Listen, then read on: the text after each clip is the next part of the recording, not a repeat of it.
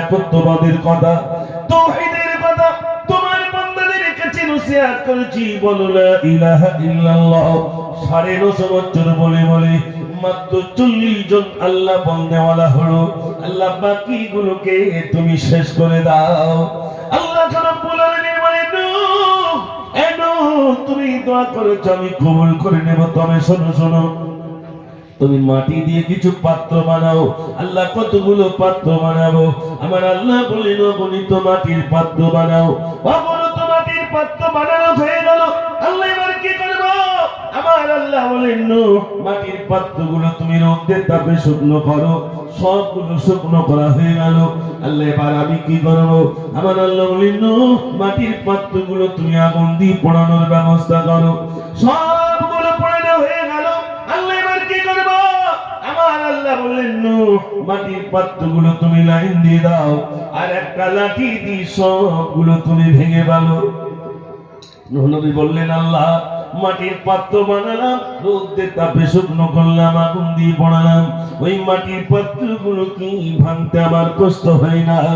আল্লাহ রাব্বুল আলামিন বলেন, মাটির পাত্র বানিয়েছো তুমি, আরে মানুষ বানিয়েছি আমি। মাটির পাত্রগুলোর প্রতি যদি তোমার এত মহব্বত হয়ে যায়, বলো বলো বলো, আমি বান্দাদের তৈরি করলাম, তাদের প্রতি কি আমার মহব্বত নাই? ওই বান্দাদিগের মেরে দিতে কি আমি রব্বুল আলামিন আমার কষ্ট হবে না? একটু জোরে বলুন না সুবহানাল্লাহ। কিছু বান্দা আমাকে ডাকবে, কেউ আমাকে ডাকবে না। কেউ আমাকে ডাকবে, কেউ ডাকবে না। কেউ আমার ইবাদত করবে, কেউ করবে না। তাই তো নাকি ভাই? কেউ আমাকে ডাকবে। ও সোনার ভাইরা, এক মানুষের মূর্তিকে সামনে রেখে আল্লাহর একজন বান্দা শুধু সনম সনম সনম করে। একবার জবান থেকে বলে ফেললো সাবান। আল্লাহ বললেন, লব্বাইকে আব্দি। ফেরেশতারা বললেন, আল্লাহ 80 বছর ধরে সনম সনম করলো, একবার ডাক দিল, তুমি সাড়া দিয়ে দিলে। আল্লাহ রাব্বুল আলামিন বলেন, আমার ফেরেশতারে, আমি তাকিয়েছিলাম আমার বান্দা কখন আমাকে ডাকবে। যেই না আমার বান্দা আমাকে একবার ডাকলো, আমি আল্লাহ আমার বান্দাটাকে সাড়া দিয়ে দিলাম। একটু জোরে বলুন না সুবহানাল্লাহ। ও সোনার ভাইরা, আপনাদের মাদ্রাসার এই ছোট্ট ছোট্ট তলাবাগুলো সকাল থেকে সন্ধ্যা, আর সন্ধ্যা থেকে রাত 10টা 10:30 পর্যন্ত কোরআন মাজিদ তেলাওয়াত করে, কোরআন পড়ে। সাহাবায়ে কেরাম আজমাইনগণ আল্লাহর নবীর কাছে প্রশ্ন করলেন, ইয়া রাসূলুল্লাহ, আল্লাহর সঙ্গে কথা বলতে গেলে কোন পন্থায় কথা বলা যায়? আল্লাহর সঙ্গে কথা বলতে গেলে কি করে কথা বলা যাবে? আল্লাহর নবী সাল্লাল্লাহু আলাইহি ওয়াসাল্লাম বলেন, আল্লাহর সঙ্গে যদি কোনো মানুষ কথা বলতে চায়, যদি কোনো মানুষ কোরআন মাজিদ তেলাওয়াত করে, কোরআন পড়ে, ওই মানুষটার সঙ্গে স্বয়ং মহান রব্বুল আলামিনের কথা হয়ে যায়। এই বাচ্চারা কোরআন পড়ে কার সঙ্গে কথা বলে ভাই? আল্লাহর সঙ্গে কথা বলে। চিন্তা করেন, এই তো আপনি এশার নামাজ পড়ে এসেছেন, তো নামাজের ভিতরে কার সঙ্গে কথা বলছিলেন ভাই? আল্লাহর সঙ্গে। বান্দা যখন সামনে দাঁড়ায়, সাহাবারা প্রশ্ন করলেন, ইয়া রাসূলুল্লাহ, বান্দা কখন আল্লাহর নিকটবর্তী চলে যায়? আল্লাহর নবী সাল্লাল্লাহু আলাইহি ওয়াসাল্লাম বলেন, বান্দা ওই সময় আল্লাহর নিকটবর্তী চলে যায় যখন বান্দা সিজদায় যায়, নামাজের ভিতরে সিজদায় যায় আর বলে, সুবহানা রাব্বিয়াল আ'লা, সুবহানা রাব্বিয়াল আ'লা। বান্দা যখন সিজদায় চলে যায়, সামনে কোনো দেয়াল থাকে না, কোনো পর্দা থাকে না, কোনো হিজাব থাকে না, সরাসরি ওই বান্দাটা আল্লাহর নিকটবর্তী চলে যায়, আল্লাহর নিকটে পৌঁছে যায়। নামাজে দাঁড়িয়েছেন, আপনি বলছেন আলহামদুলিল্লাহি রাব্বিল আলামিন আর রহমানির রহিম মালিকি ইয়াউমিদ্দিন। কার সঙ্গে কথা বলছেন ভাই? আল্লাহর সঙ্গে। চিন্তা করে, পৃথিবীতে সর্বশ্রেষ্ঠ গ্রন্থ কোরআন মাজিদ। আমরা অনেক মুসলমান আছি, এই গ্রন্থ আমরা জানি না। ঠিক বলছি না ভুল বলছি ভাই? কোরআন পড়তে জানি না। একবার শুনেছেন কোরআন শরীফ এমন একটি গ্রন্থ, ভাই আমার কোরআনকে যদি সঙ্গে জবাব দেবে আমার নাম হলো বাল হুয়া কুরআনুম মাজিদ, আমার নাম হলো কুরআনুম মাজিদ। কোরআনকে জিজ্ঞেস করে, এ কোরআন তোমার বাড়ি কোথায়? কোরআন সঙ্গে সঙ্গে জবাব দেবে আমার বাড়িটা হলো ফি লাউহিম মাহফুজ, আমার বাড়িটা হলো লাউহে মাহফুজে। জোরে বলুন না সুবহানাল্লাহ। ভাই আমার কোরআনকে যদি আবার জিজ্ঞাসা করে করো, তোমার নাম শুনলাম, তোমার বাড়িটা শুনলাম, তুমি কোন মাসে জন্ম নিয়েছো বলো? কোরআন জবাব দেবে আমার জন্মের মাসের নাম হলো শাহরু রমাদানাল্লাযী উনজিলা ফীহিল কুরআন। আল্লাহ রাব্বুল আলামিন আমাকে রমজানুল মুবারক মাসে নাযিল করেছে। কি নেই কোরআনে, কিন্তু আমরা মনে করেছি মরে গেলে মাথার ধারে পড়তে হবে। কোরআন কে জন্য এসেছে ভাই? কোরআন এর জন্য আসেনি। কোরআন এসেছে একটা মানুষকে মানুষের মতো বানানোর জন্য। কোরআন এসেছে, একটু জোরে বলুন না সুবহানাল্লাহ। বড় দুঃখের কথা বলছি ভাই, জলসায় মালদার দিকে জলসা হয়, জীবনী জলসা, তার মানে 4 দিন 5 দিন 8 দিন একটানা এক জায়গায়। আল্লাহ রাসূল জন্মের মানে শুরু থেকে তিনি কিভাবে এসেছেন, কার পেশানিতে এসেছেন, তারপর থেকে কিভাবে তিনি দুনিয়ায় এসেছেন, দুনিয়ায় আসার পরে তার সিনাচাক কভার করা হয়েছিল, প্রথমে কার বাড়িতে গেছে, কিভাবে, এক কথায় পুরো রাসূলের 8 দিন ধরে জীবনী হবে। আর মানুষ এই 8 দিন ধরে জীবনী শুনবেন প্রতি বছর। শুধু জীবনী এক জায়গায় না, এখানে হচ্ছে, ওর পাশে আরেক জায়গায় হচ্ছে, আরেক জায়গায় হচ্ছে। এক একটা বক্তা 8 দিন 10 দিন করে একই স্টেজে জলসা করেন, আল্লাহ রাসূলের জীবনী বলে। মানুষের অভাব হয় না, কিন্তু আমি দেখেছি ভুল বললে বলে দিলে শ্রোতা যে হুজুর আপনার ভুল হচ্ছে, হুজুর আপনার ভুল হচ্ছে। আপনি যদি 4 বার সিনাচাক হয়েছে তো কোথায় কথা হয়েছে, বক্তা যদি সঠিক না বলতে পারে শ্রোতা বলে দিতে পারবে এত তারিখে এই সময় অমুক জায়গায় আল্লাহ রাসূলের সিনাচাক হয়েছিল। তারপরে জীবনী শুনে শুনে মুখস্থ। কিন্তু আমি দেখেছি যদি কোরআন পড়তে বলা হয় অনেকেই কোরআন শরীফ জানে না। তাহলে কোরআন থেকে আমরা দূরে, কোরআন ছেড়েছি, অপমানিত হয়েছি, কোরআন ছেড়েছি, অপদস্থ হয়েছি। কোরআন এত সুন্দর গ্রন্থ, যত পড়বেন তত বান্দার জন্য নূতনত্ব হয়ে যাবে। জোরে বলুন সুবহানাল্লাহ। ভাইরা, হিন্দুস্তানের বুকে আওয়াজ উঠেছিল, হয় কোরআন ছাড়ো নইলে ভারত ছাড়ো, হয় কোরআন ছাড়ো নইলে ভারত ছাড়ো। সেদিনে আমরা মুসলমান ঐক্যের সঙ্গে বলেছিলাম, ছাড়বো না কোরআন, না ছাড়বো হিন্দুস্তান, জন্মভূমির ভালোবাসা আমাদের ইমান।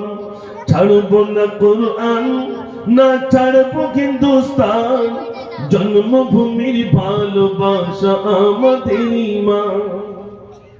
ভারত ছাড়বো না। কোরআন আজও পর্যন্ত আপনার বলুন, সারা পৃথিবীতে যত গ্রন্থ এসেছে, যত বই পুস্তক এসেছে, সব বই পুস্তক যদি পুড়িয়ে দেওয়া হয়, শেষ করে দেওয়া হয়, আর তৈরি হবে না। কিন্তু কোরআন শরীফ এমন একটি গ্রন্থ, যদি পুড়িয়ে দেওয়া হয়, দরিয়ায় যদি নিক্ষেপ করে দেওয়া হয়, 10 মিনিট সময় লাগবে না, আবার গোটা কোরআন তৈরি হয়ে যাবে। চলো বলুন সুবহানাল্লাহ। ও সোনার ভাই, আমার কোরআন শরীফ এমন একটি গ্রন্থ, আল্লাহ রাব্বুল আলামিন বলেন, কোরআন নাযিল করেছি আমি, হেফাজতের দায়িত্বটা আমি আল্লাহ দিয়ে নিলাম।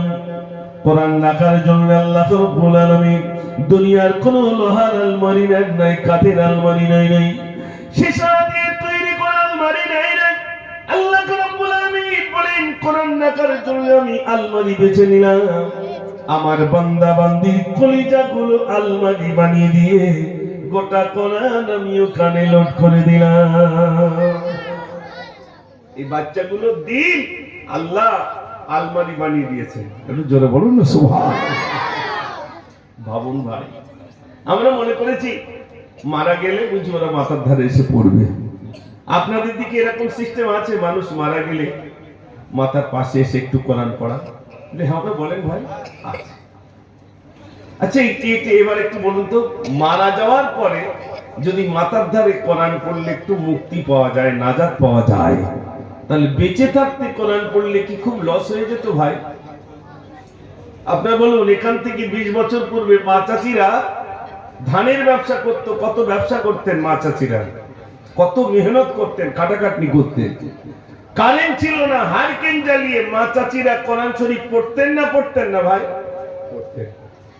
এখন বিদ্যুৎ এসেছে, বাড়িতে লাইটের অভাব নেই, একটা ছাড়া দুটো, তারপরে কোরআন পড়ার আওয়াজ আছে বলে মনে হয় ভাই? কথা বলে। অথচ কোরআন পড়া বৌমারি আসতে বলে সব চাচারা, আপনার যুবকেরা যে দেখতেন, এখন তো দেখাশোনার খুব একটা সিস্টেম আর নেই, কেন মোবাইলই হয়ে যাচ্ছে। তার দেখাশোনা কি হবে? যদিও একটা হয় তো প্রথমেই যুবকরা যায়, সব জিজ্ঞাসাবাদ করে নেয়। চাচার বলে, চাচা তুমি কি জিজ্ঞেস করো? চাচা তখন জিজ্ঞেস করে, মা কোরআন শরীফ জানো? পাশে একটা হোমগার্ড দাঁড়িয়ে থাকে, বলে 2-3 বার খতম হয়ে গেছে। হোমগার্ড বলছেন ভাই, ওই মেয়েটার পাশে আর একজন আসে না, হোমগার্ড তখন বলো 2-3 বার খতম হয়ে গেছে। চাচা মনে করে 2-3 বার খতম হয়ে গেছে মানে বাড়ি আসলে একটু কোরআন শরীফ পড়বে। বাড়ি এসে কোরআন শরীফ পড়ে না মোবাইল ছালে ভাই? হ্যাঁ না, কথা বলে। হয় লিক সারবে নাই কেউ বাস্ত হবে, দুটোর একটা তো। এসেছি আর আসবো, এই এসেছি, আবার হয়তো আল্লাহ ডাক দিলে চলে যেতে হবে। কোরআন পড়নেওয়ালা নেই। আজকের রিপোর্ট বলছি, 2 জন এসেছে মাদ্রাসায় আমার অফিসে, এসে বলছে, হুজুর বলেন হুজুর আমার স্বামী আমাকে 3 তালাক দিয়েছে। বলে যা, তোর উপর রাগ হয়ে গেছে, তোর তালাক তালাক তালাক। তা তালাক হবে? তালাক হবে কিনা কিরম মনে হচ্ছে? আমি বাড়ি চলে যাও, তালাক হয়ে গেছে।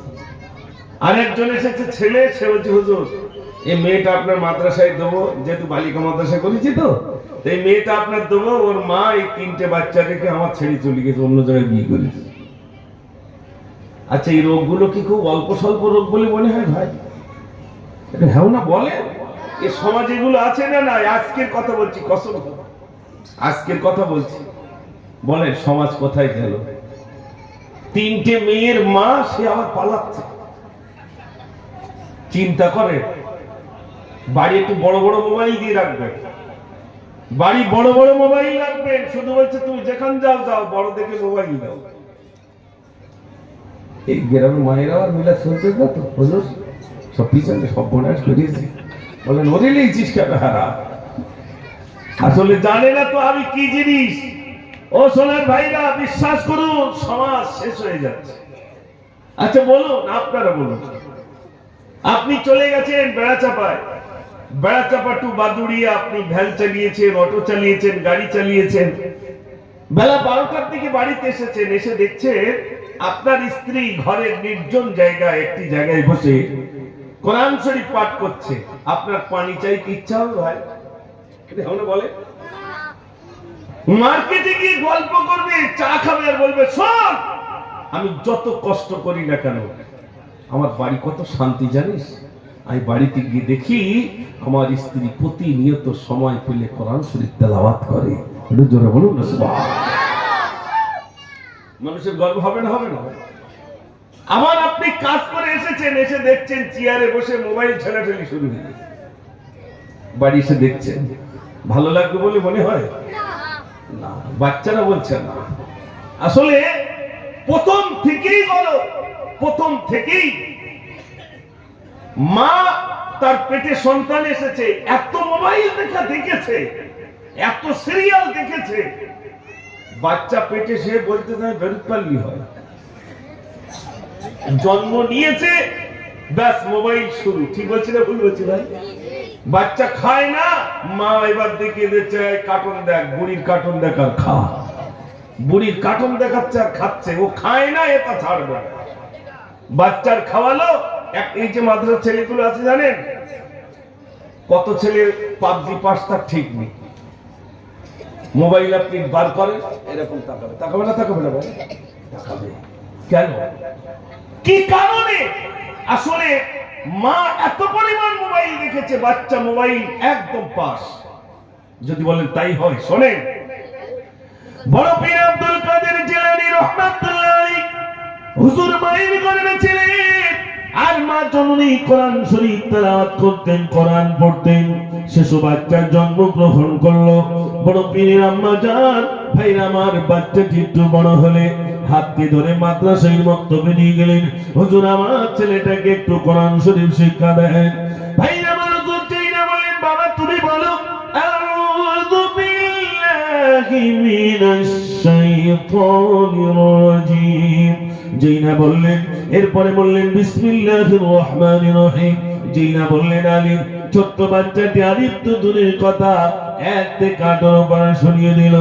ওস্তাদ আমার কই গেলেন, বাচ্চাটিকে আলিফ শিক্ষা দিতে দিয়েছিল, কিন্তু এক থেকে কাটার পড়া শুনিয়ে দিল। ভাইরা আবার ছোট্ট বাচ্চাটির হাতটি ধরে বড় পীরের মায়ের কাছে নিয়ে বলছেন, আব্দুল কাদেরের মা, তুমি আমার সঙ্গে মিথ্যা কথা বলেছো কেন? কি মিথ্যা কথা বললাম? তোমার ছেলেটাকে আলিম শিক্ষা দিতে দিয়েছিলে, কিন্তু তোমার ছেলে তো এক থেকে আঠারো পারা ছড়িয়ে দিল। বড় পীরের মা ডুকরে ডুকরে কাঁদেন। ওস্তাদ বলেন, আব্দুল কাদেরের মা, তুমি আমার কথায় কি ব্যথা পেয়েছো? তুমি আমার কথায় কি রাগ করেছো? আব্দুল কাদেরের মা, তুমি কি আমার কথায় ব্যথা পেয়েছো? মা জননী বলেন, আমার চোখে জলে পানি আসি। আমার ছেলেটি যখন আমার পেটে ছিল, তখন আমি এক থেকে 18 পারা পড়েছিলাম। আমার কষ্ট হচ্ছে, আমি 18 পারা পড়েছিলাম, তা আমার বাচ্চা 18 পারা হাফেজ হয়ে গেল। আমি যদি সেদিন গোটা কোরআনটাই খতম করতাম, আমার আব্দুল কাদের 18 পারার হাফেজ হতো না, বরং গোটা কোরআনের হাফেজ আমার আব্দুল কাদের বেড়ে যেত। জোরে বলুন না সুবহানাল্লাহ। মা কি পড়েছে ভাই? কোরআন শরীফ। আর আমাদের মাদ্রাসায় এরকম বাচ্চা অনেক আছে, 100টা মতো। আমি এই জলসা থেকে বাড়িতে যাই, তো অফিসে ঘুমিয়েছি, এরকম দুটো কুচো এসে মোটামুটি দরজায় আওয়াজ দেওয়া শুরু করে, হুজুর হুজুর। আমি বলি কি এরকম করে দরজায় বাড়ি বাড়ি? আমি দরজা খুললাম, কি হয়েছে? হুজুর আমাকে মেরেছে। কে মেরেছে? একটা ছেলের নাম বললো, বাচ্চা। আর বাচ্চা বাচ্চা ঝগড়া করেছে।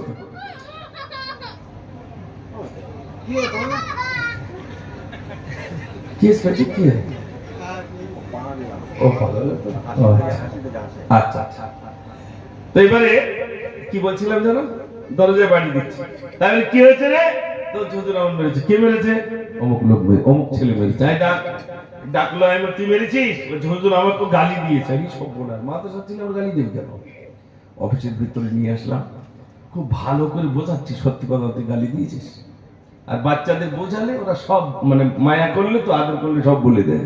আর যদি ভয় দেখান, বাবা অত সহজ না। বলছি উল্টো কথা বলবে। তা আমি খুব মহব্বত করছি, সত্যি কথা তুই গালি দিয়েছিস? তো হুজুর একটু দিয়েছি। তাহলে ওই গালিটা কি বলে দিয়েছিলি বলতো? তো একটা বললো, কিন্তু এত বিষাক্ত, সে মাইকে বলা যাবে না। গালি একটা দিয়েছে, কিন্তু খুব বিষাক্ত। আমি তখন বলছি, সত্যি কথা বলবি? বলছে হুজুর হ্যাঁ। আরে তুই গালিটা কার কাছ থেকে শিখেছিস? বলছে হুজুর আমাকে মা, আমাকে আব্বার এরকম করে করে গালি দেয়। কে দেয় ভাই? হ্যাঁ এটা ঠিক বলিস, এটা তো একটা আওয়াজ দিস। আচ্ছা আপনাদের কথা বিশ্বাস হয় বলে মনে হয় ভাই? এত পরিমাণ গালি দিয়েছে, বাচ্চা মুখস্থ করেছে। রাস্তায় দেখবেন 2-4টা বাচ্চা গালি দেয়। তো জিজ্ঞেস করছে কার ছেলে রে? বলে মুজফফরের। তো মুজফফরের কাছে গিয়েছে, ভাই দেখা হয়েছে, তোমার ছেলেটা যা গালি দিচ্ছে সে শোনার মতো না। তখন মুজফফর বলছে, ভাই ওসব সঙ্গ দোষে হচ্ছে। বলে না ভাই, ওটা সঙ্গ দোষে হচ্ছে না, তোমার বাড়ি যুদ্ধ হচ্ছে, তোমার বাড়ি রাত দিন যুদ্ধ হচ্ছে। হবে না? না কেন? বিবি মোবাইল এত পরিমাণ দেখেছে, স্বামীর আর নেয় না, স্বামীর নেয় না। আচ্ছা স্বামীর যদি নিত, তাহলে মার্কেটে বেশি মহিলা মার্কেটিং করতে যেত ভাই। হ্যাঁ না বলে, কি করে যাবে? বেটা ছেলের তো সব চোখে ছানি পড়েছে, এরা চেনে না। এরা শাড়ি চেনে না, লুঙ্গি চেনে না, ঘড়ি চেনে না, বাইক চেনে না। বাইক কিনতে যাচ্ছে, তাও বিবি নিয়ে যাচ্ছে, রং পছন্দ করে। ছি ছি ছি ছি ছি। গিন্নির আর কোন জায়গায় নিয়ে গেলে হয়? আর এই আজকের কথা কি বলবো, সব বুকিং। ঠিক বলছি না ভুল বলছি? আমি আর পিকনিকে গেলাম না, বড় দুঃখের কথা বলছি, বড় বেদনার কথা বলছি। লায়ক মেয়ে পিকনিকে যাবে, স্কুলের স্যার না বরং টিউশনি মাস্টারের সাথে। বাড়ি এসে বলছে, মা আমার কাছে স্যার বলো পিকনিক নিয়ে যাবে, টাকা পয়সা দিতে হবে। বলে তোর বাপের সঙ্গে বলে দেখি। বাপের সঙ্গে বলে খবরদার যেন মিলে না যায়। মিলাদে শুনেছি মান সম্মান চলে যাবে, আমার মেয়ে পিকনিকে যাবে। গিন্নি তখন বলছে, তুমি সব বোঝো, এখনকার মেয়েদের যেতে হবে। বলে না বলে না। মা বললো, শোন তোর আব্বা তো মিলাদ শুনে শুনে পাগল, হুজুরের সাথে মেশে। এক কাজ কর, তুই যাবি টিউশনি নাম করি, জামা কাপড় গুলো প্যাকেটে দেবো, ওই দিক দিয়ে চলে যাবে। সুন্দর করে মা পার করে দিল মেয়েটাকে। রাত 1টার সময় মেয়ে পিকনিক সেরে বাড়ি আসতেছে। রাগ করছেন আপনারা? রাগের কিছু নেই, মজা করে এসছে নাই আর আসবে না। কিন্তু একটু বলতে তো হবে নাকি ভাই? সারা জায়গায় তো লিক, তো একটু আমার তো সলিউশন দিয়ে তালি মারতে হবে, একটু ভরতে হবে তো নাকি?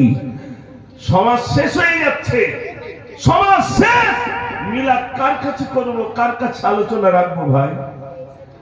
ও সোনার ভাইরা, আমার বিশ্বাস করুন, এই জন্য বলছিলাম কোরআন থেকে ধরে আমাদের মেয়েদের ভিতরে আল্লাহর ভয় নেই, আমাদের মেয়েদের ভিতরে আল্লাহর ভয় নেই, ছেলেদের ভিতরে আল্লাহর ভয় নেই।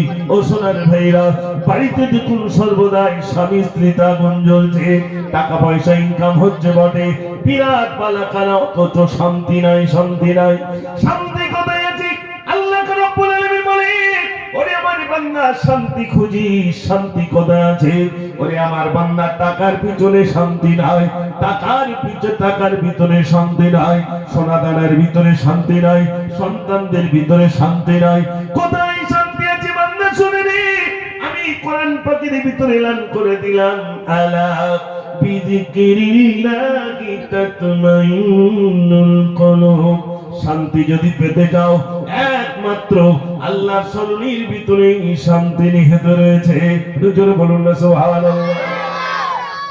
কার স্মরণ? আল্লাহর স্মরণ। বেশি বেশি করে আল্লাহকে ডাকতে হবে। আমার ভাইরা, টাকার ভিতরে শান্তি নেই। আপনি ভাবছেন বিরাট টাকা করবো, ব্যাস আমার বিবি ছেলে মেয়ে সবার কথা শুনবে। বিরাট টাকার মালিক, শান্তি নেই। টাকার ভিতরে শান্তি নেই। শান্তি আছে একমাত্র আল্লাহর স্মরণের ভিতরে শান্তি নিহিত রয়েছে। বেশি বেশি আল্লাহকে ডাকতে হবে।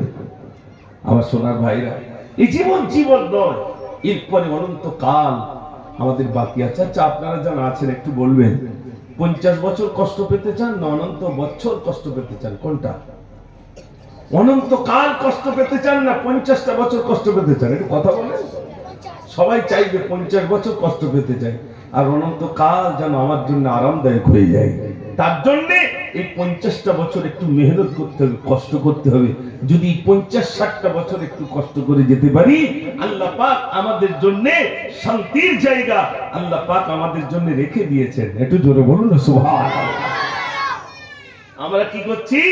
আমরা সেই অনন্তকাল এই 60 বছরে পাওয়ার জন্য অনন্তকালটাকে ক্ষতি করছি, ঠিক কিনা ভাই? যার কারণে আজ আয়োজিত ধর্মসভা।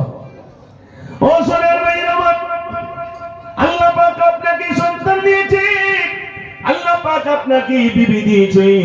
ও সোনার ভাইরা, এগুলোর হিসাব আপনাকে দিতে হবে।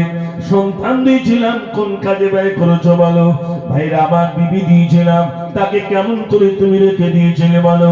ও সোনার ভাইরা, আমরা যারা বিবাহিত, আল্লাহ পাক সেদিন আমাদের কাছে হিসাব নেবেন। ও সোনার ভাইরা, বিবি যদি নোংরা কাজ করে, সেদিন আমি স্বামী হিসাবে আমাকে কিন্তু কাঠ গলায় দাঁড়াতে হবে। সন্তান যদি পিকনিকে যায়, মেয়েটা যদি বিপর্যয় করে, তার জন্য কিন্তু আল্লাহর কাছে কৈফিয়ত দিতে হবে।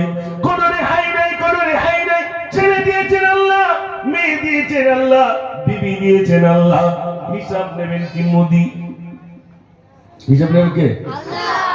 মাশাআল্লাহ, জবাব দিচ্ছে দেখেন বাচ্চারা, আল্লাহ হিসাব নেবেন। আচ্ছা, আপনারা আগে বলুন, আল্লাহ হিসাব নেবেন না নেবেন না? রেহাই নাই একদম। আসলে আমরা কবরস্থানে গিয়ে তো হাসি, তো ক্যান্সারে মরিস ভাই, কি বলে করোনায় মরেছে, আর আমি তো সুস্থ, কোনো অসুবিধে নেই। আজরাইল, আচ্ছা কেউ বলবে যে আপনি ফোন করবেন ভাই আমার আব্বা মারা গেছে, আপনার জিজ্ঞেস করবে যে কে মেরেছে? আগে জিজ্ঞেস করবে ভাই কি করে মরে গেছে? আপনি বললেন সে ভাই সে ভাত খেতে খেতে হঠাৎ একদম সময় দেয়নি, স্ট্রোক হয়েছে মনে হয়। কিন্তু সত্যি কি স্ট্রোক হয়েছে না আজরাইল নিয়েছে ভাই? তা কেউ কোনোদিন বলবে যে ভাই আমার আব্বার আজরাইল জান কবজ করেছে, এই কথা বলে ভাই? অথচ আজরাইলই তো জান কবজ করবে নাকি অন্য কেউ করবে? এই দেখেন না, ইন্দোনেশিয়ার একজন কারি সাহেব কেরাত পাঠ করছিলেন, কেরাত পড়তে পড়তে ইন্তেকাল হয়ে গেল। তিনি কি পড়ছিলেন জানেন? আল্লাযী খালাকাল মাউতা ওয়াল হায়াতা লিয়াবলুয়াকুম আইয়ুকুম আহসানু আমালা। এরকম টান দিয়ে বলছেন, এই পর্যন্ত গেছেন, তারপরে আস্তে আস্তে আস্তে নিস্তেজ হয়ে ইন্তেকাল হয়ে গেল। সামনে দিয়ে মানুষ ছুটে এলে আর নাই, আর নাই, চলে যেতেই হবে, রেহাই নাই। যে সম্পদই জোগাড় করি না কেন চলে যেতেই হবে। বাদশা সেকেন্দার সেও চলে গেছেন, কিন্তু যাওয়ার সময় আমাদেরকে একটা শিক্ষা দিয়ে গেলেন। শিষ্যদেরকে বলে, শিষ্যরা আমার কাপড়ের কাপড় থেকে হাত দুটো বাইরে বার করে রাখবে। সবাই বললেন হুজুর কাপড়ের কাপড় থেকে বাইরে হাত কেন রাখবো? উনি বললেন, বাদশা সেকেন্দার বলছেন দুনিয়ার মানুষ আমাকে দেখে শিক্ষা নেই। বাদশা সেকেন্দার এত অট্টালিকা, এত গাড়ি বাড়ি, এত কিছু সব রেখে যাচ্ছে, খালি হাত নিয়ে চলে যাচ্ছে। এটা দেখে মানুষ শিক্ষা নেই, দুনিয়া দুনিয়া করে নিজের কবরের আযাব কি যেন আপন না করে নেয়, দুনিয়া দুনিয়া করে জাহান্নামকে যেন আপন না করে নেয়। বরং দুনিয়ার পিছনে যেন মানুষ না ছোটে, দুনিয়াকে তুচ্ছ ভাবলে দুনিয়া তার তাবে হয়ে যাবে। জোরে বলুন না সুবহান। আমার কথায় কষ্ট পাচ্ছেন ভাই? মাশাআল্লাহ। আমি গজল বলা লোক তো, জি একটাতে গজল বলতে হবে, তাই তো নাকি? জি, মন খারাপ করে বসে দিচ্ছি, শোনাবো ইনশাআল্লাহ। একটু আওয়াজ দেন, নারে তাকবীর। মায়ের কদম তুমি নিলে খোদার রহম হতো, ফুলের সুবাস যতই তাক হবে না মায়ের মতো। মায়ের কদম তুমি নিলে খোদার রহম হতো, জান্নাত পেতে যদি চাও দিও না মাকে ব্যথা, গর্ভে ধরনে যন্ত্রণা মায়ের দিলে গাথা। কোথায় গেলে পাবো বলো আমার মায়ের মতো, মায়ের কদম চুমে নিলে খোদার রহম হতো। নারী থাকবে গজল আমি একটা শোনাবো ইনশাআল্লাহ। আমি যে পর্যন্ত রেখেছি বুঝতে পেরেছেন তো আমার আলোচনা ভাই? আমাদের সন্তানগুলোকে আমরা কোরআন শেখাবো এবং নিজে কোরআন শিখবো ইনশাআল্লাহ। একটু সবাই বলুন ইনশাআল্লাহ। আমি কম বেশি কিছু গজল লিখেছি, আল্লাহ পাক আমাকে লিখিয়েছেন, লেখার সুযোগ দিয়েছেন। আমি মাদ্রাসার তলাবারায় সব বসে আছে যে হুজুর দুটো গজল বলবে, তোমরাও কোথাও গিয়ে প্রতিযোগিতায় গিয়ে গজল বলতে পারবে ইনশাআল্লাহ। এখন গজল শুনতে চাও কিনা আমি একটা ভোল্টেজ দেবো, যদি খুব জোর তাহলে মনে করো শুনবে, আর যদি আওয়াজ যদি কমে যায় তাহলে মনে করো শুনবে না। দেখি আওয়াজ নারে তাকবীর। সবাই কিন্তু বলি এরা তো সামনের গুলো সব চুপচাপ দিয়ে একটু জোরে বলতে হবে, নারে তাকবীর। মন দিয়ে শোনো। মদিনার মাটি যদি পাই রাসূলুল্লাহ সুরমা করে দেব বারবার। মদিনার মাটি যদি পাই রাসূলুল্লাহ সুরমা করে দেব বারবার।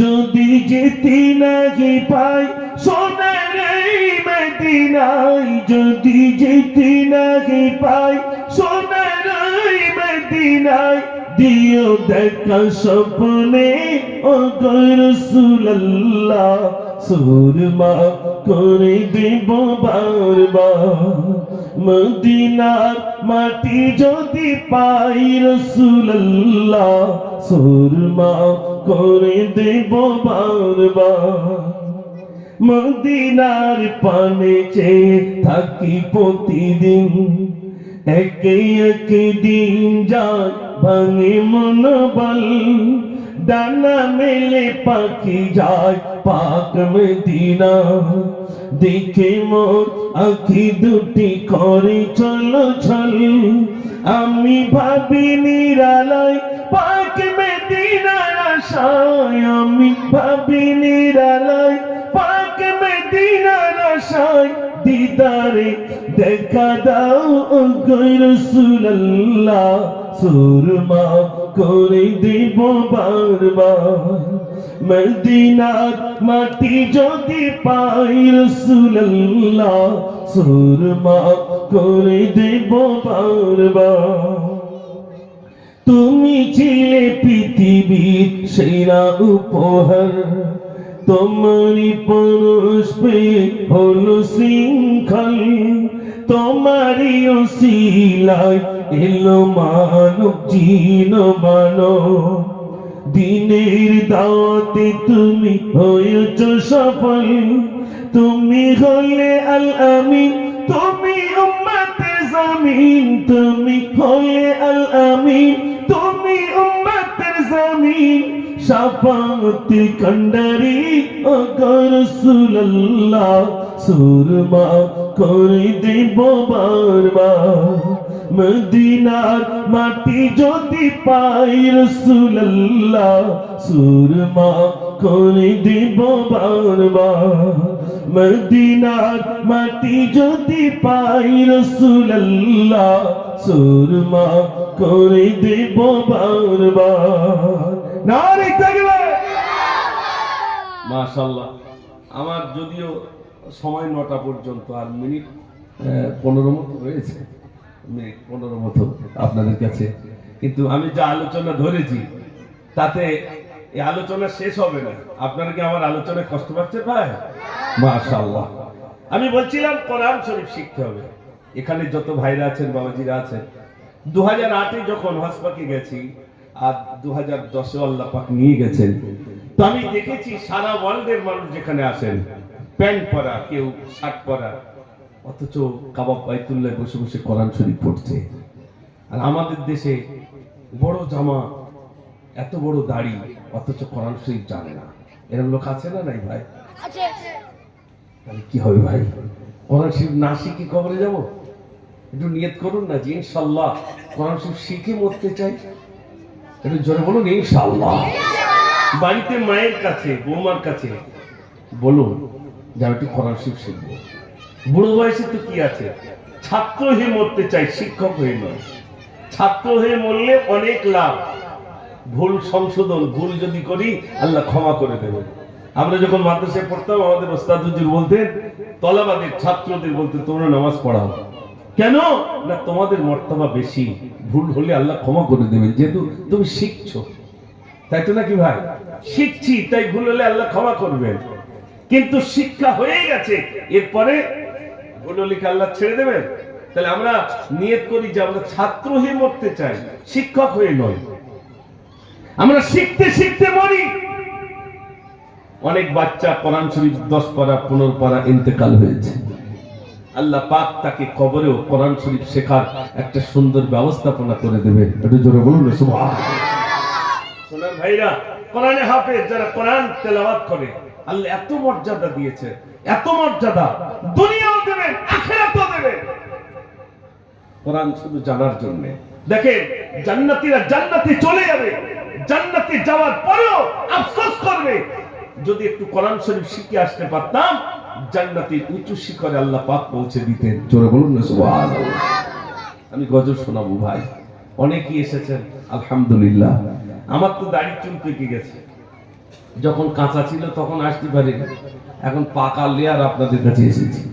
তারপরেও আমার এই বয়স চলছে প্রায় 49 কি 50 হবে জানুয়ারি পড়েছে তো কত আই কার্ড আবার ভালো করে দেখতে হবে তো মনে হয় 49 তো 50 পড়ে গেল।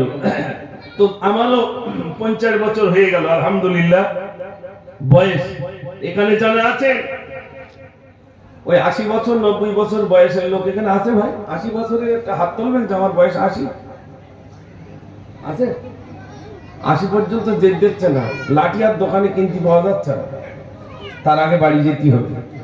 ওই লাঠি আর পাওয়া যায় ভাই? ও লাঠি আর পাওয়া যাচ্ছে না।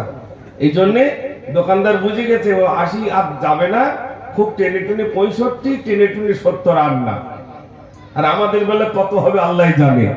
দাড়ির চুল আমারও পেকেছে, মাথার চুলও পেকেছে, আপনাদের অনেকের পেকে গেছে। আল্লাহ রাসূল সাল্লাল্লাহু আলাইহি সাল্লামের দাড়ির চুল মোবারক পেকে গেছে। সাহাবারা বললেন, ইয়া রাসূলুল্লাহ আপনার দাড়ির চুল পেকেছে। রাসূল বললেন, আমার দাড়ির চুল পাকিনি, এটা আমার মৃত্যুর চিঠি এসেছে।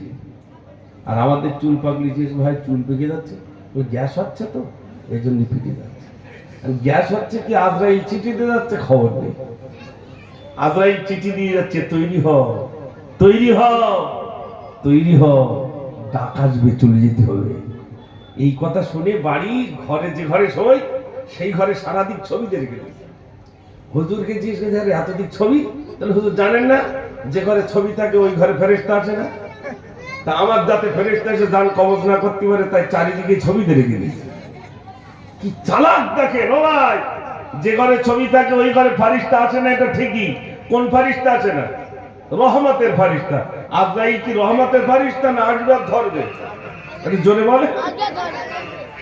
মিলাদ শুনে শুনে মুখস্থ বাড়ি হচ্ছে, খোকা আমি মরে গেলি লাশ পুড়ুবি, লাশ পোড়ানোর পরে অর্ধেক ছাই পানিতে গুলে দিবি আর অর্ধেকটা ছাই পাহাড়ে উঠে উড়িয়ে দিবি, আল্লাহ যেন আমার এক জায়গায় না করতে পারে। আপনাদের কেরাম মনে হয় ভাই? পানিতে গুলে দিলে আর পারবে না, হাওয়ায় উড়িয়ে দিলে আর রাখতে পারবে না। আল্লাহ কে বলেছে? দেখেননি কিছুদিন আগে সব মুখে কি দিতে হয়েছিল? হ্যাঁ, এত যা বাচ্চারা জানে। সারা পৃথিবী জুড়ে এলো করোনা, কার ভয়ে তুমি দিলে ঘোষণা, ঘরে থাকো একা থাকো, ঘর থেকে যেন তুমি বার হবে না, স্যানিটাইজার দিয়ে হাতে ধোবে,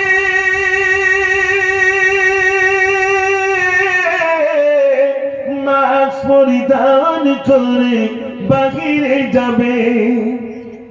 মাস্ক পরতে বলেছে আর স্যানিটাইজার হাতে দিতে। আমি ওই সময় কিছু লোকে জিজ্ঞেস করেছিল যে করোনা তালি ঢোকবে গাল আর নাক, তাই তো? আর মানুষের লিক নেই ভাই, এটা বলেন সেই জায়গাতে আসতে পারে না, শুধু এই দুটো ঢেকলি হয়ে যাবে। প্লেনে ওই সময় উঠেছি জানেন, প্লেনে একটা করে জামা দিয়েছে, সে তেল ফেলবে না, আর মুখের সামনে কাঁচের হেলমেট যাতে করোনা না ঢোকে। আর মাঝে মাঝে খবরের কাগজে দেখি উত্তর 24 পরগনার উপর দিয়ে বিরাট আপনার 500 কিলোমিটার বেগে কি 400 কিলোমিটার কি 200 কিলোমিটার বেগে ঝড়ো হাওয়া বয়ে যাবে বাংলাদেশের উপকূলের দিকে। হ্যাঁ, এই দেখি। আর তারপরে লেখা আছে পশ্চিমবাংলার পুলিশ প্রশাসন মোতায়েন করা রয়েছে। আপনারা বলুন তো ঝড়ের বিরুদ্ধে পুলিশ কি করবে ভাই? হ্যাঁ, পুলিশ কি করবে ঝড়ে? কি করতে পারবে? তা অতি লিখেছে পুলিশ মোতায়েন করা রয়েছে, তারপরে কোথায় নিজের জ্বালায় নিজে বাসে, আর সেখানে পুলিশ নাকি মোতায়েন করা রয়েছে। ঝড়ের বিরুদ্ধে পুলিশ কি করবে? বন্দুক করবে? ওরকম তো ফেরাও এই আপনার ইয়ে করেছিল নমরুদ। নমরুদ কি করেছিল? নমরুদ বলল আল্লাহকে মেরে দেব, আনা রাব্বুকুমুল আলা, আমি নিজেই আল্লাহ, নমরুদ বলেছিল। তো ইবলিস এসে বলছে শোনো আল্লাহ মারবে, একটা কৌশল বলে দেব। কি? একটা চৌকি বানাও আর 4টে শগুন পশু 4 কোনায় 4টে বেঁধে দাও বড় হলে, আর গোশতের দলে এমন জায়গায় বাঁধো যেন ছোট না যায়। দেখবি গোশত খাওয়ার লোককে তোমাকে উঁচু করে নিয়ে যাবে, আর তুমি আসমানে গিয়ে একটা তীর মারবে, দেখবি ইব্রাহিমের আল্লাহ খতম হয়ে যাবে। নাউজুবিল্লাহ। ইবলিস যুক্তি দিল।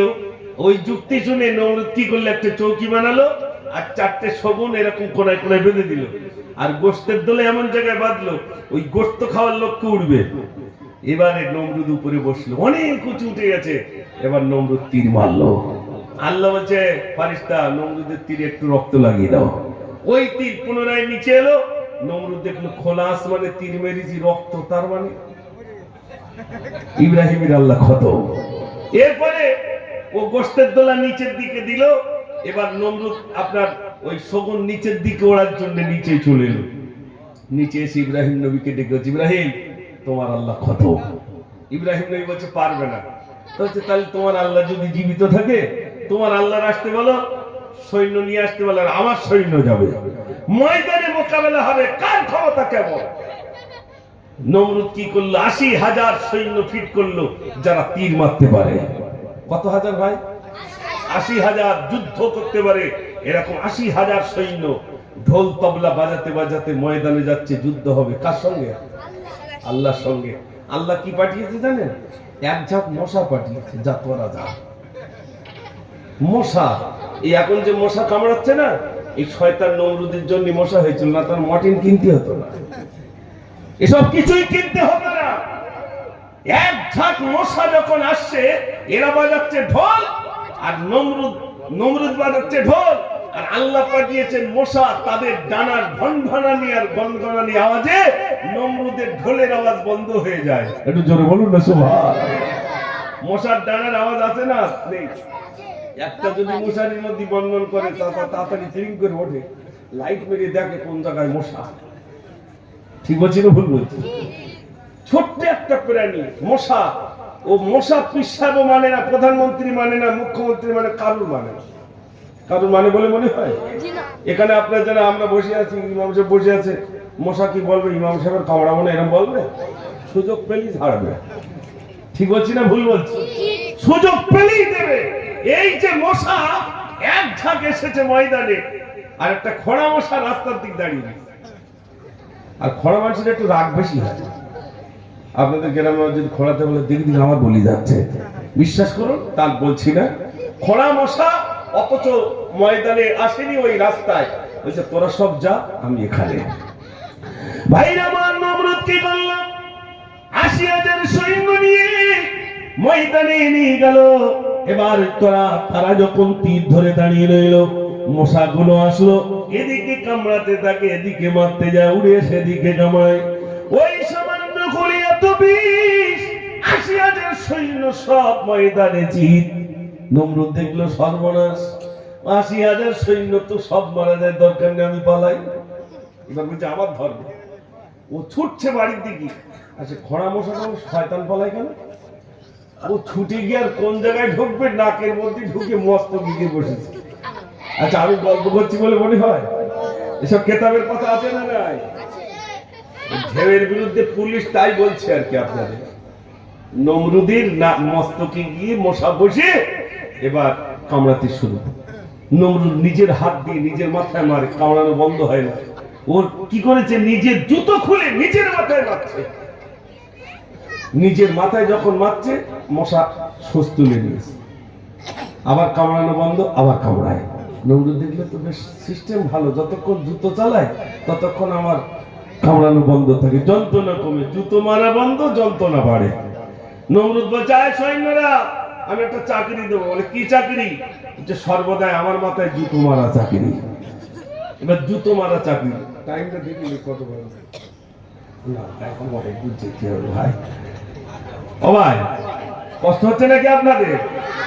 হ্যাঁ মাশাআল্লাহ, গজল শোনাবো তো, দাঁড়ান। কোন পর্যন্ত রেখেছি মনে হয় তো? তকবীর জোরে দেন, নারে তাকবীর, আর একটু জোরে নারে তাকবীর। আচ্ছা, এই লাইভ চলছে না তো কারো? লাইভ চললে কিন্তু কন্টেন্ট আসবে, আগে থেকে বলে দিচ্ছি। চল মদিনা, চল মদিনা, চল মদিনা, চল মদিনা, এই নবী লাউ সালাম আমি গুনাহগার, তোমারই আশিক আমি, লাগো আজিমর খবর। তোমায় বলতে পারি না তুমি যে খোদার দিবানা, আঁখি দেখি মদিনা, আঁখি দেখি মদিনা। চল মদিনা, চল মদিনা, চল মদিনা, চল মদিনা, এই খোদা তোমার পাগল বোঝে না, দিলের আয়না দিল ছবি কেন ফোটে না, নসিব কি হবে না, নসিব কি হবে না, কাবা দেখার বাহানা, আকি দেখি মদিনা, আকি দেখি মদিনা, চল মদিনা, চল মদিনা, চল মদিনা, চল মদিনা, নারে তাকবীর। ও আমি যদি কোনোদিন মদিনাতে যেতে বলিস তো না, আরেকবার বলতে হবে। আর শিশু নবীটা ওটা তো একদম 100% বলেছি, সব অল্প লোকের বলেছি। আর সেলাইন এক বোতল দিতে গেলে এখন অনেক সময় লাগবে, ওই জন্য অল্প অল্প করে দিয়ে যাচ্ছি। আবার তুমি বলুন এসব গজল, না আমি বলি না। বিকেল বেলা তো চালাচ্ছ নাকি? বিকেল বেলা তো চালাচ্ছ তো, লাইফ টাইম আলহামদুলিল্লাহ। তো যাই হোক, এই শিশু নবীকে দাও না আমায়, এই গজলটা গতকাল ছিলাম আপনার বাঁকুড়া জেলা, বাঁকুড়া, ও কি বেড়া যাওয়ার পাশে বলে মনে হয়? বাঁকুড়া জেলায় ছিলাম গত রাতে, তো সেখানে বলছে হুজুর এই শিশু নবীকে একটু বলতে হবে। মালদায় গেছি, বলছে হুজুর আপনি এটা যদি বলেন তাহলে সবাই বলবে সেই মুজফ্ফর এসে গেছে। আপনি তাই বলে এসব কি করে পেলেন আপনারা? তো আলহামদুলিল্লাহ আমাদের কাছে এসব পৌঁছে গেছে। তাই বলি আমার গজল পৌঁছে গেছে, আর আমি দাড়ি চুল পিকেলে তারপর আপনাদের কাছে আসলাম, কাঁচা অবস্থায় আসতে পারলাম না। আলহামদুলিল্লাহ। তো আমাকে আবার ট্রাই করে বলতে পারে কিনা, তা আপনারা একটু ট্রাই করেন হচ্ছে কিনা। এই শিশু নবীকে দাও না আমায়, নিয়ে যাবে হালিমা তোমায়, এই শত শত উটনি মক্কায়লো, জীর্ণ গাথানি হালিমা এলো, হালিমা তোমার দেখন হিয়া, হালিমা তোমার দেখন হিয়া, তোমার কোলে শিশু নবীরা, ও নবী নবীজি আমার, ও নবী নবীজি আমার, ও নবী নবীজি আমার, এই শিশু নবীকে দাও না আমায়, নিয়ে যাবে হালিমা তোমায়, এই বড় সময় যাব মদিনায়, সালাম জানাবো নবী গো তোমায়, বড় সময় যাব মদিনায়, সালাম জানাবো নবী গো তোমায়, আমি মুজফ্ফর যেতে চাই আবার, আমি মুজফ্ফর যেতে চাই আবার, ও প্রিয় নবীজি আমার, ও নবী নবীজি আমার, এই শিশু নবীকে দাও না আমায়, নিয়ে যাবে হালিমা তোমায়, নারে তাকবীর। আওয়াজ হলো কই? আমি কি আসতে বলেছি বলে মনে হয়? কই শিশুরা তোমরা একটু জোরে যদি বলো, তোমাদের নিয়ে একটু বলবো ইনশাআল্লাহ। মাদ্রাসায় পড়ে যখন তোমাদের নিয়ে একটা গজল তো জোরে আওয়াজ দিতে হবে, নারে তাকবীর। ওই ওই জালিম তুই দেখবি তো আয়, কি লেখা কোরআনের পাতায়, শিশু কোরআন পড়ে কত মধুর লাগে, শিশু কোরআন পড়ে কত মধুর লাগে, এমন সুন্দর হাফেজ হয়ে যায়, ওই ওই জালিম তুই দেখবি তো আয়, মোদের চাল চলনে এত কেন ব্যথা, মোরা বলছি কি এমন কোন কথা, যাহার তাসির পেল পাকিস্তানে চলো, বলছি তোমার পেটে ওরে বাংলাদেশে, এমন সাহস তো কম দেখা যায়, ওরে যায় রে মুসলিম যায় গো, গুম হতে উঠে আজি দেখো, দেখো সারি সারি ওরে ধোঁকাবাজি, ইমান নিয়ে চিনিমিনি খায়। আয় আয় জালিম তুই দেখবি তো আয়। নারে তাকবীর। কম বেশি আপনাদের কাছে? জি জি ভাই 5 মিনিট টানবে ভাই, 10 মিনিট বলেছে 5 মিনিট। এখন আর দম ধরে কেরাত হয় না, একটা গজল বলি। আচ্ছা তুমি এদিকে এসো, তার কেরাত বলছি। হ্যাঁ না না না ওসব বলে নাকি, ওসব আমি বলতে পারবো না। চুলির ফ্যাশন, তারপরে ওই ছুট টুটলে আমি বলি না ভাই। আমি যা গজল বলি কম বেশি হয় রসুলের শানে, নইলে হাম। আমি এগুলো লিখতে পারি না, বলতে পারি না। অনেকেই বলে আমি সেগুলো পারি না। অনেক যুবক বাইরে এসেছেন, হয়তো ভাবছেন শুধু গজল বলে। আমি শুধু বলি না ভাই, আমি একটু লিখো সারাই করে একটু হাওয়া দেই, দু রকম দেই। আর শুধু যদি হাওয়া দেই, বলুন তো একটা টিভি যদি 14 জায়গায় লিক থাকে, মিস্ত্রি যদি বলেন হাওয়া দেন, হাওয়া থাকবে না বেরিয়ে যাবে ভাই? বেরিয়ে যাবে। আগে সলিউশন দিয়ে একটু তালি মারতে হবে, তারপর হাওয়া দিলে হাওয়া কোনো না কোনো ভাষায় থাকবে। এই জন্য আমি চেষ্টা করি আলোচনাও রাখি, একটু গজল বলি। গজল কেন বলি? আমার ওস্তাদরা আমাকে শিখিয়েছিলেন।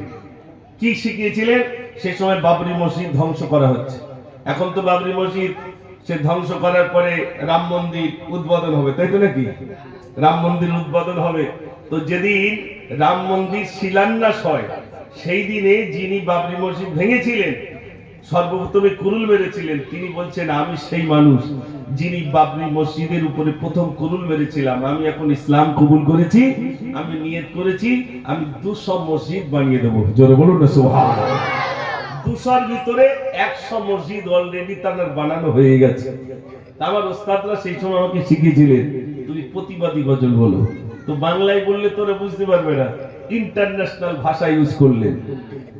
আল্লাহু রাব্বুনা মুহাম্মাদুন নাবিয়ুনা নাহনু মাতিউহুমা নাহনু মাতিউহুমা লাইসাল মুলকু লিল-যালিম ওয়ালাল মুলকু লিল-খাইন নাখাফু আমেরিকা ওয়ালা নাখাফু রুসিয়া ইলা উদ্দিন কসদুনা নাহনু মাতিউহুমা আল্লাহু রাব্বুনা মুহাম্মাদুন নাবিয়ুনা নাহনু মাতিউহুমা নাহনু মাতিউহুমা নাহনু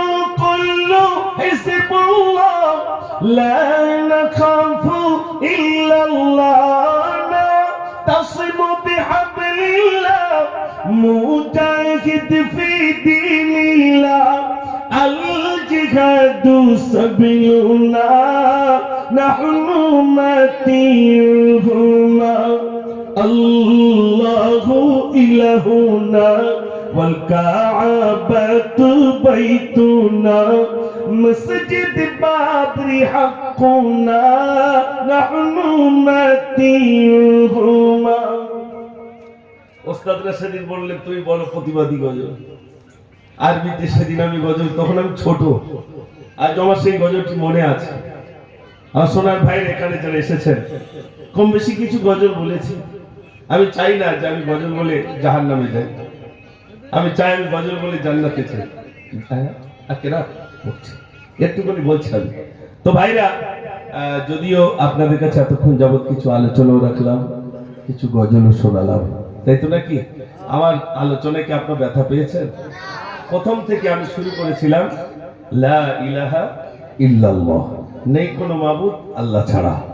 এই কথাটার উপরে প্রতিষ্ঠিত থাকতে হবে। কিন্তু আমরা মাঝে মাঝে এরকম করে ফেলি, ডাক্তারখানা থেকে বাড়িতে এসেছি, ভাগ্যিস ওই ডাক্তারের কাছে ওষুধটা খেয়েছি বলে আল্লাহ মোটামুটি রোগটা সুস্থ হয়েছে। ওষুধের রোগ সারাই ভাই, সারানেওয়ালা কে? আল্লাহ। সারানেওয়ালা আল্লাহ। কোনো কিছুর দ্বারাই কোনো কিছু হয় না। যা কিছু হয় কার পক্ষ থেকে হয়? আল্লাহর পক্ষ থেকে হয়। এর নাম হলো ঈমান। এই অটুট ঈমান, এই বিশ্বাস, এই আকীদা আমাদের ভিতরে থাকতে হবে। লা ইলাহা ইল্লাল্লাহ, নেই কোন মাবুদ আল্লাহ ছাড়া। এই আল্লাহর উপরে আমাদের সেই ইয়াকিন, সেই বিশ্বাস আনতে হবে। যত মজবুত ভাবে আনবেন তত আমাদের ঈমানটা তত বেশি পাকা হবে। তাই যাওয়ার আগে আমার এই ছোট্ট ভাই এটা শুনতে চেয়েছে তখন কেরাত, আমি 2-4 আয়াত আপনাদের কাছে বলি, আমি বিদায় হব। আমার পরে জন হযরত মাওলানা আবুল কালাম সাহেব, তাই তো কালাম ভাই আছেন, কালাম ভাই আছেন আলহামদুলিল্লাহ, তিনি খুব সুন্দর আলোচনা রাখেন। তিনি আপনাদের সামনে আলোচনা রাখবেন। আমি একটুখানি বলি, বিসমিল্লাহির রহমানির রহিম।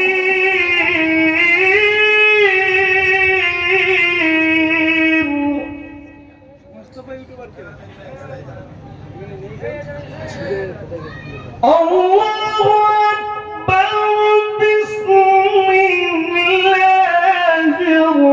রহমানির রহিম।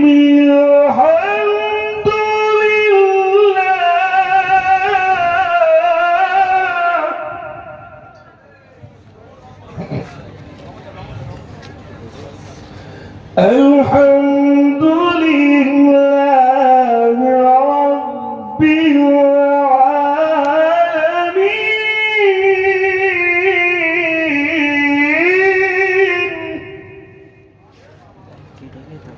আর-রহমানির রহিম,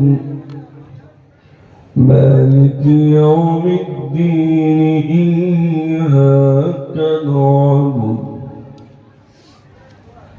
إياك نعبد وإياك نستعين.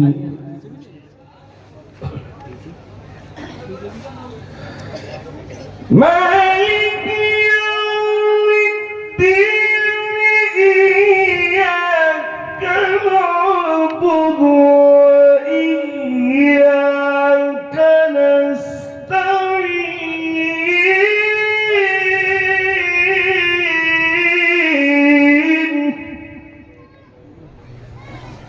اهدنا الصراط المستقيم، صراط الذين أنعمت عليهم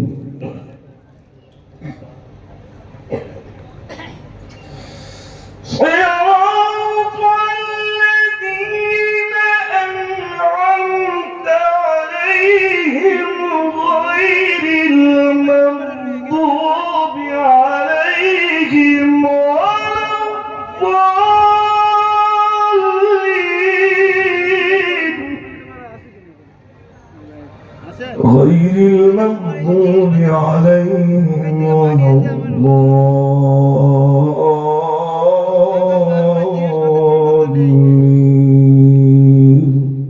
آمين. صدق الله العظيم. গজল শোনালাম, কেরাত শোনালাম, আলোচনা শোনালাম। কষ্ট পেয়েছেন নাকি আপনারা? যাওয়ার আগে একটু